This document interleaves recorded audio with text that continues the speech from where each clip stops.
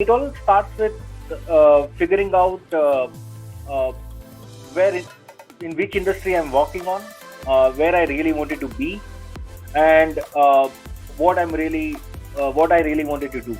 Yeah, and how the industry is moving. So these three questions I used to keep in mind while preparing for switch, I would say.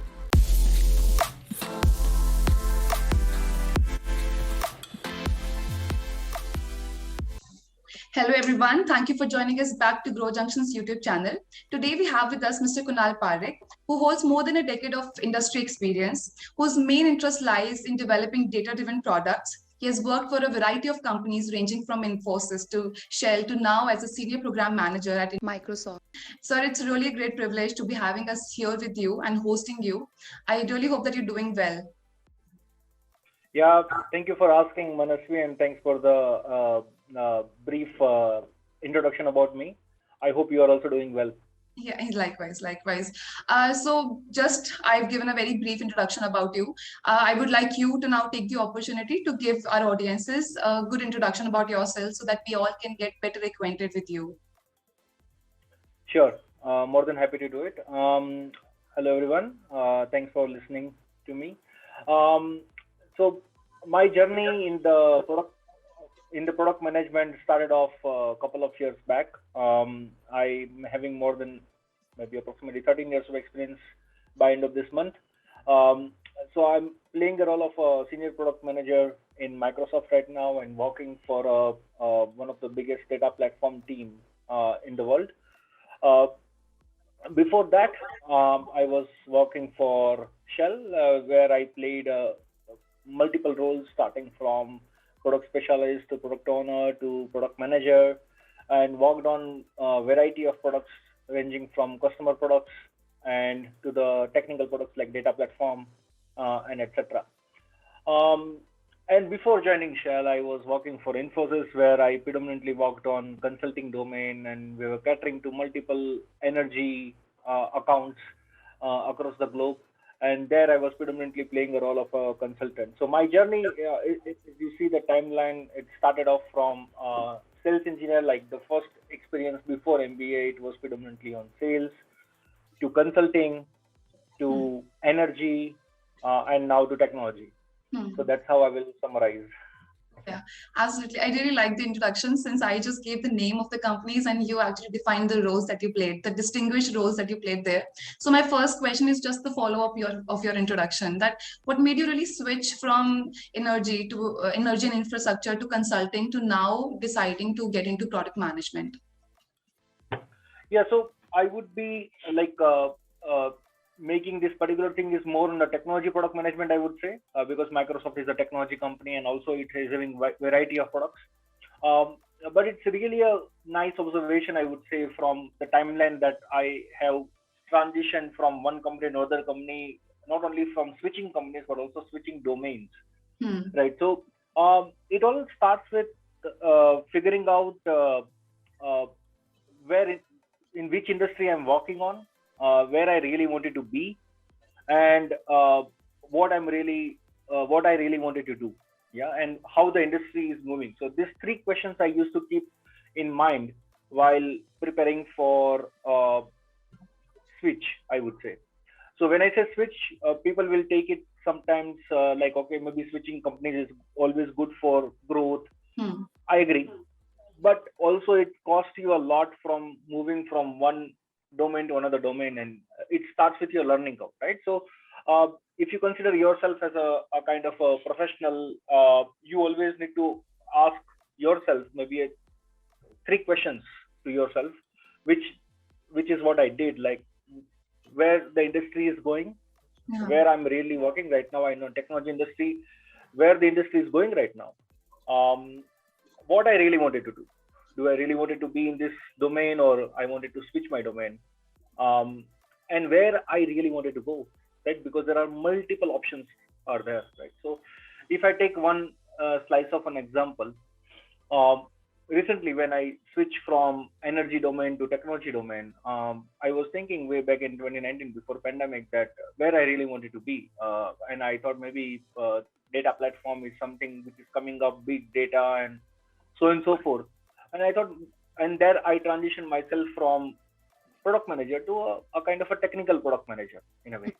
And that's where this whole transition began. And I have adopted so I adopted myself into this particular new domain where I have to be nuanced with a couple of technology nuances, uh, um, bit of writing language, coding a bit, knowing the product analytics, so on and so forth.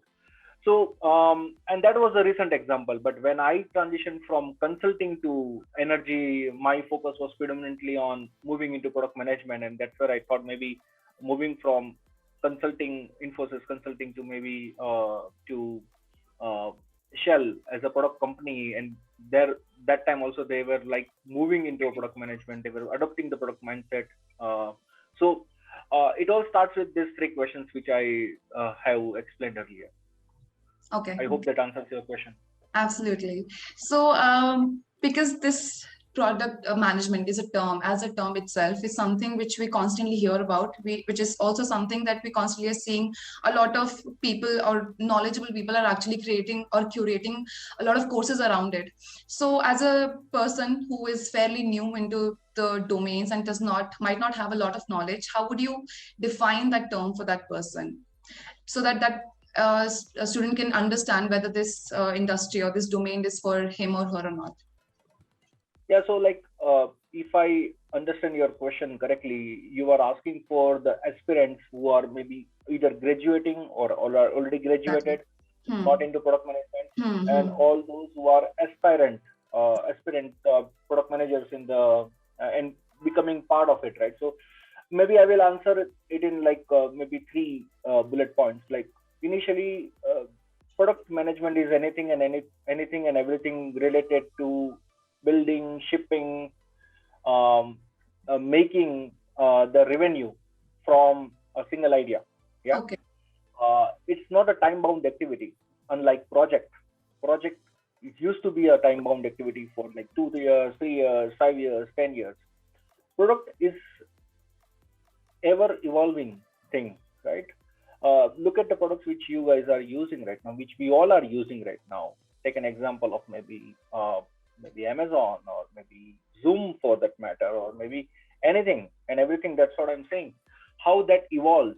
Whichever product could not able to evolve, they got moved out from the market, right? People switch from one product to another product, right? Yeah. And now we have variety of products for variety of options for the same category of products, right? So that's how I define the product, which is like anything and everything to build, ship, and make a revenue out of it. Ultimately, at the end of the day, commercial mindset is something very important for any professional to keep it in mind, and especially for the PMs when they really wanted to move their product from X to 5x or 10x, like in terms of revenue, in terms of users, so on and so forth. The second aspect, I would say, product management is really booming right now. If you see, not only in maybe I would say it's across the globe. People are finding the problem statements. People would really like to solve the problem statements, problem, challenges, concerns, so on and so forth. They really would like to solve the problem and make the life easy for the user. And I have read somewhere, I don't remember the author name, but it's like easing the misery of the user, right? Taken any example, like how the shopping has become so easy and we have multiple options, how the payment has become so easy, how the booking the flight became so easy, and compare it with a couple of years back when you had a lot of hustle, lot of challenges that time, right? So it's one way of like reducing the misery of user or customer. And that customer persona is a very big persona. It may be graduate, it may be teenager, it may be postgraduate professionals, it may be young professionals, it may be intermediate professional, it may be senior experienced people, it may be anything. Take an example of maybe housewives, kids, so on and so forth, right? So that's how I categorize and now people are really wanted to experiment with these new options coming up now, right? So that's why you see the adoption in the new products like crazy right now, right? In fact, in Bangalore, for grocery shopping, we have like multiple options. For example, earlier we used to go to the grocery store and we had to buy it, and that's the only one option that we had in the past. But now, like you see multiple options, right? Um, so that is predominantly what I'm saying. Like people are finding opportunities in everything, right? And the third aspect, which I really wanted to, the first one was predominantly on the fundamental aspect of what is product. Second is predominantly on the aspect of predominantly why product management, why we are so flexible in adopting and applying everything.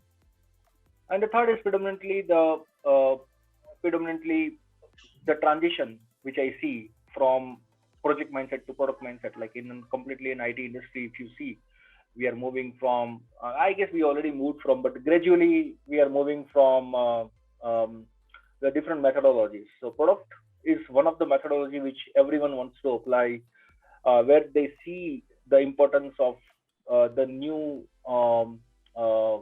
approaches like design thinking and customer mindset, customer centricity, human centered design, digital product management, so on and so forth, right? So these are the three aspects which I can think of, what they why they should move into product management. And answering your question, like there are plethora of content available right now.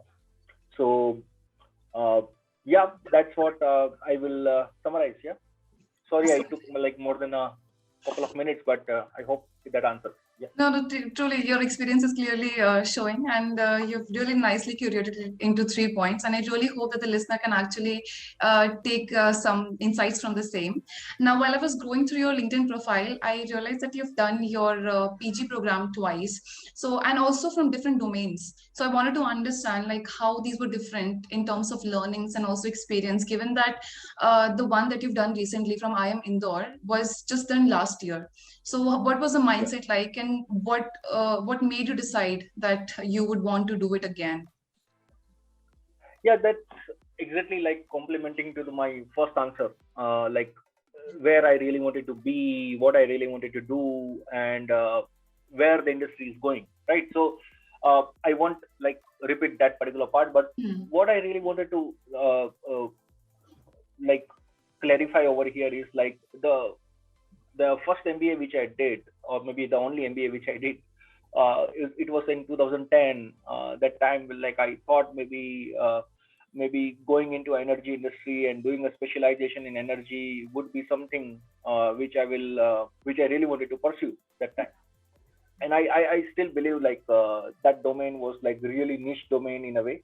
Um, the product management certification program which I did from IIM Indore last year, that came out of that three questions only, because I was already a product manager in Shell.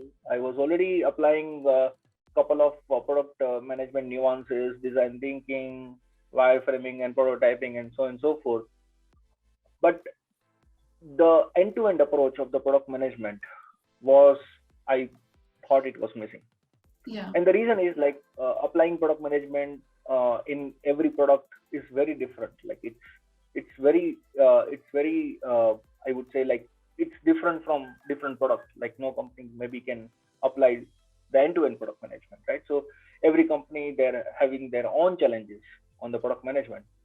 And I got an opportunity that I really wanted to be part of it, and um, I thought maybe that particular exposure will going to help me in my future where I really wanted to go, right? So uh, the end-to-end product management, when I say it starts from sympathizing with the like customer, empathy, doing market research, uh, then validating your use cases and preparing prototypes to go to market strategy, then creating a pricing options, and then execution and support and release and launch and so on and so forth, right? So uh, this was the program which I found. Like I have like also made a comparative analysis of the different programs available in Bangalore at that point of time, or maybe in India at that point of time. But I found the I am in the program gives a kind of an holistic view about product management, which I thought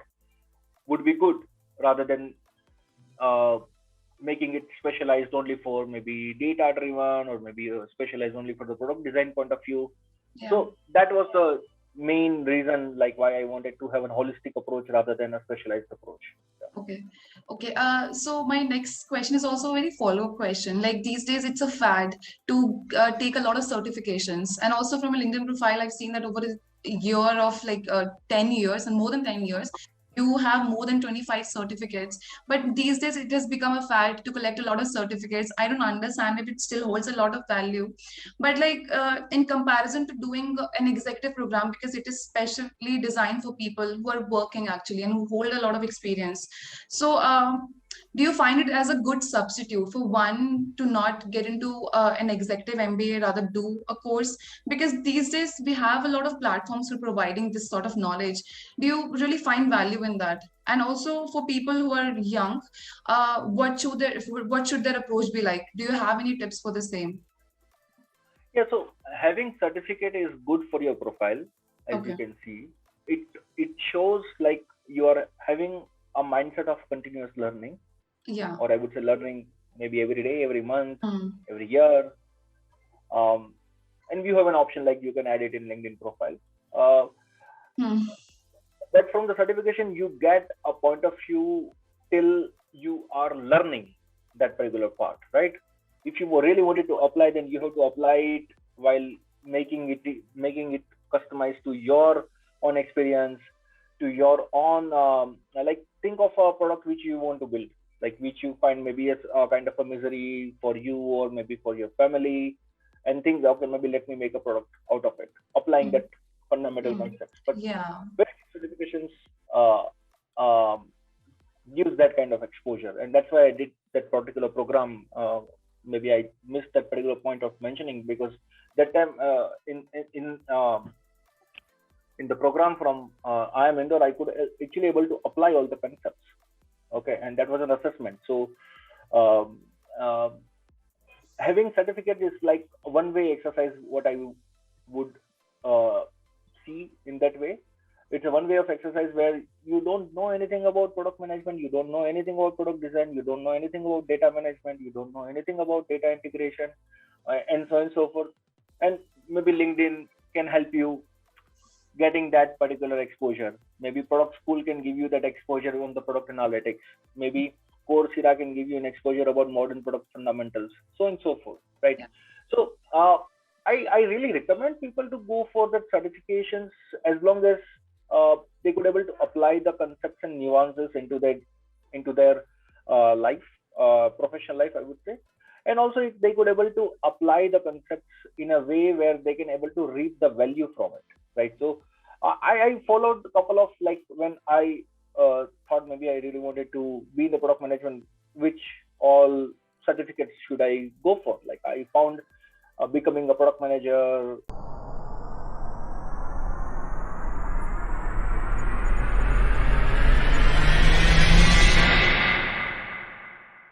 certification in LinkedIn was good enough, but it was more on the basics of product management part of it, right? But if you really wanted to master on it, then you have to apply all these fundamentals into building a product. So you just identify a product Mm. or identify an idea, convert into a maybe a prototype, wireframe, and build a product out of it, just for your own benefit. And maybe you can test and validate with a couple of your friends who might be your potential users of it, right? So uh, there are a couple of you have to refine and define your thought process. That's the only idea that you will get out of doing bit of certifications, and also it shows that you are continuously learning. So when I review a couple of profiles uh, while recruiting people for maybe for any company including Microsoft, then we always look at whether that person has having a continuous learning exposure or not. It may Mm. not be the 100% requirement, but at least it gives a 5%, 10% brownie points.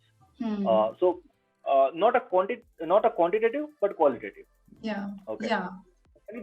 And also like in an interview, maybe the interviewer can able to get that idea that whether you are applying that fundamentals or not. Mm. So yeah, and the good thing about uh, there is so much content available right now, and I see that if you want to do something on product analytics, then product school certification on mix, I guess from mix panel was really good, where you can see the customer adoption funnel, and you can see the usage of the product and what you can do from it, right? Mm. As a product manager, you are not given a chance to work on the new product all the time. You are working on a already established product, so you have to gauge the usage and so on and so forth from it. So uh, yeah, there are a lot of pros of doing certification where you can just learn the fundamentals, I would say. I really like the idea of not just collecting certificates, but then also applying that knowledge. Also, while we were having the discussion, even prior to the recording, you mentioned that you must take out case studies and then maybe execute your plans on an existing brand and try to solve their problems. I think that's a very good outlook. Be a problem solver. So that is how you can actually also, while you're sitting for an interview, you can prove that you've actually learned something from your courses. That's a good way, and I hope that people take that away as the Yeah. learning. Also, moving to another question is that after a decade of being in the corporate life, how do you also continuously keep the momentum of learning? Like you were mentioning that you have short-term and long-term goals. So what keeps you going? So I'm pretty sure that these maybe are the foundations on which you clearly on the Yeah. beginning of the year you start on to. Yeah. So like over a decade of experience, but it just feels like yesterday. And I know it's a cliche line, but all the good lines are cliche. So especially in a corporate, right? So the corporate experience over the decade groomed me from being a newbie to a kind of a professional, where you could able to get a chance to meet people, to connect with them, to greet them, and also knowing them.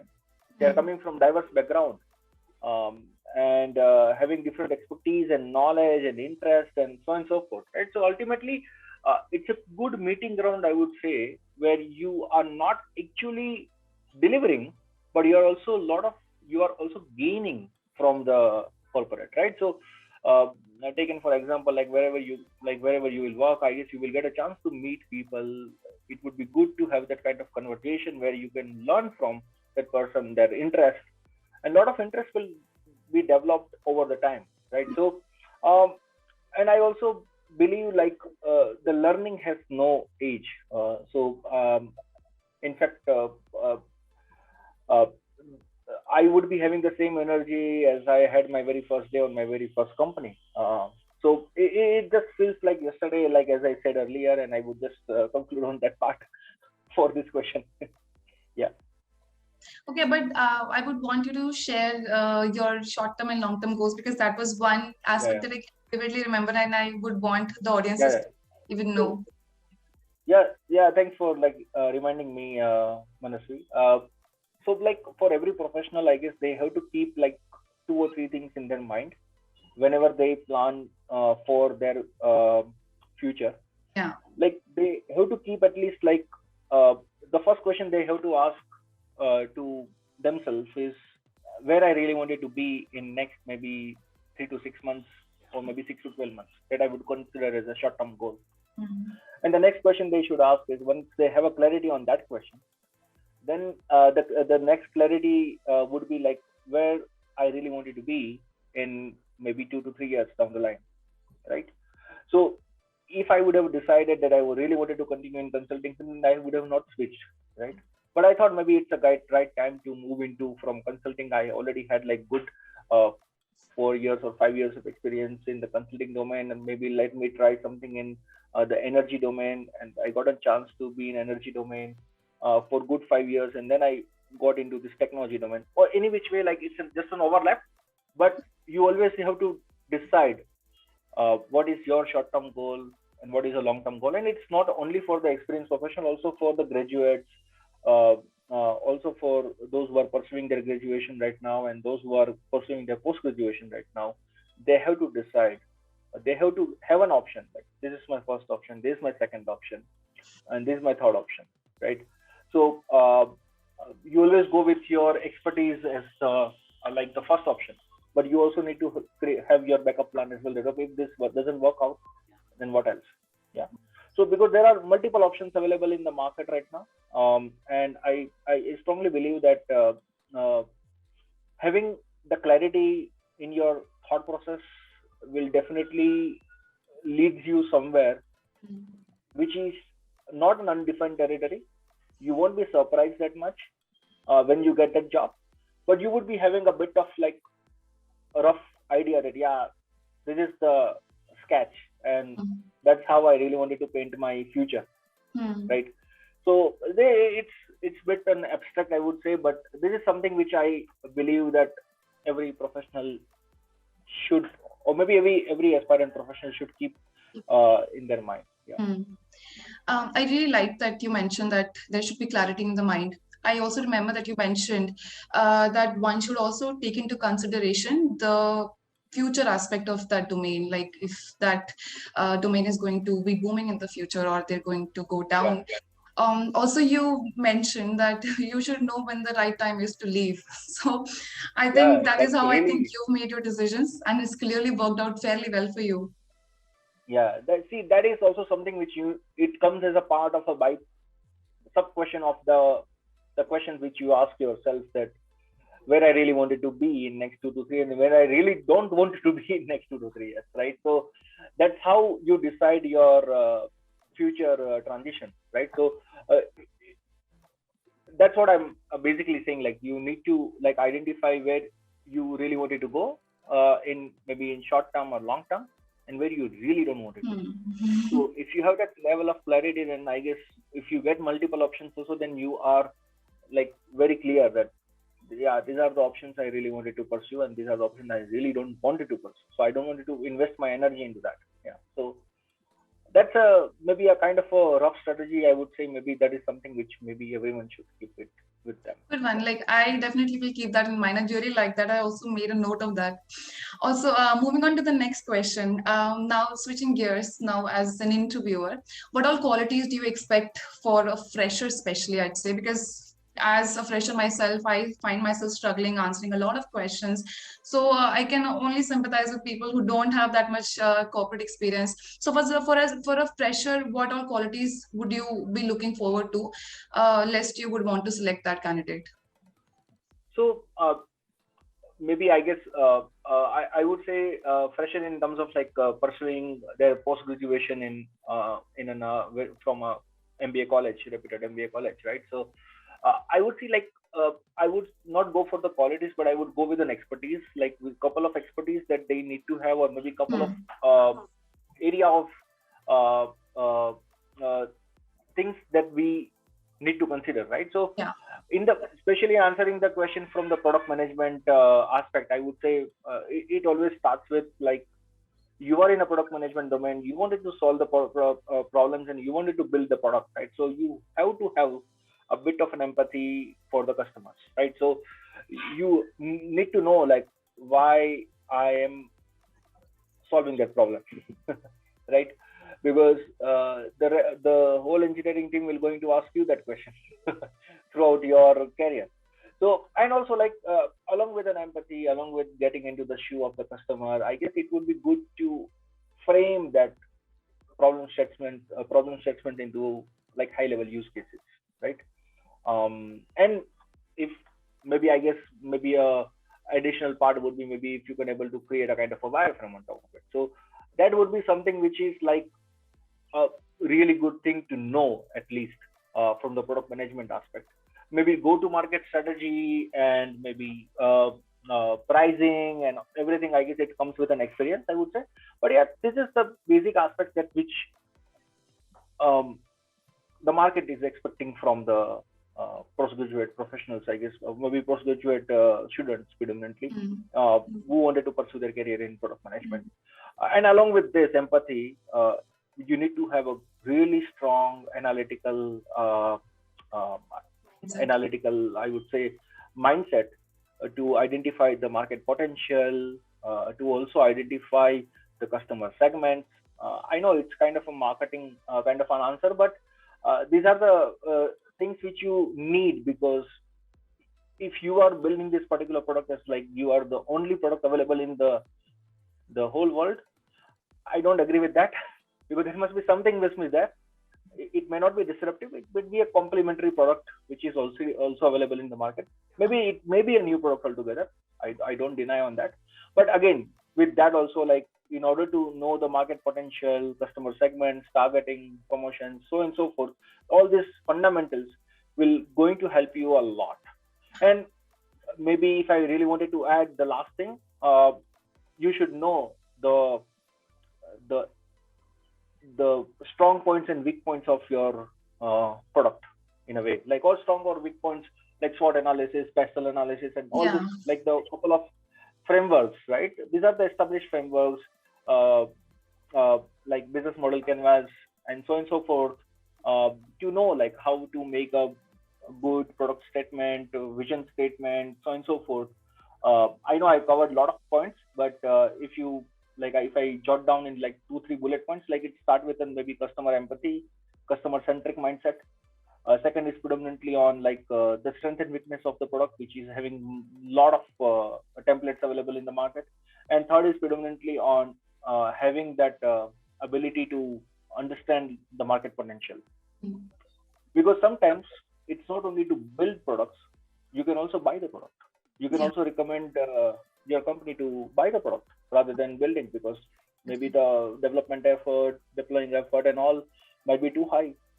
Better to buy, or maybe to partner with them. So these are the industry conventions which I guess people expect. Right? Yeah. Okay. Great. That was a good answer. No, that great. Okay. So now moving on to the next question, I'm very interested to understand how is learning in a four-wall classroom different than working in a corporate? Also, how does one bridge that gap and be corporate ready? So, like in one question, there are 3 questions, I would say. So I would just answer in these 3 words. Like you are learning in the four-wall classroom, then you are adopting it in your corporate life, and you are applying the concepts. Yeah. And when you're applying the concepts, you always change the fundamentals of it, right? So you might have learned the plain vanilla management, but we add a lot of flavors while we work, right? So if I take a specific example, that maybe in case of maybe segmentation, maybe you might be having boundaryless view while you are doing an MBA, but when you work in a specific company, they will be having specific limitations with that particular product. It may be an internal product company. It may be a only tech specific company, or maybe it may be a retail specific company. So you are applying a lot of filters to that particular concepts, right? So, and then you know that, okay, I don't need to consider a couple of factors which I applied in maybe formal classroom, but maybe you are applying only these 3 factors, but in more detail. So I would say it's more on the depth and gravity point of view than only like understanding the everything, right? So, and when I say adopting in a sense, like how you perceive that particular fundamentals, right? So you always perceive the couple of fundamentals differently for everyone, right? So that's how I answer it. Yeah. I really like that answer. Okay. So moving to our very last question is, I think our audiences would benefit a lot from understanding what are your short-term and long-term goals?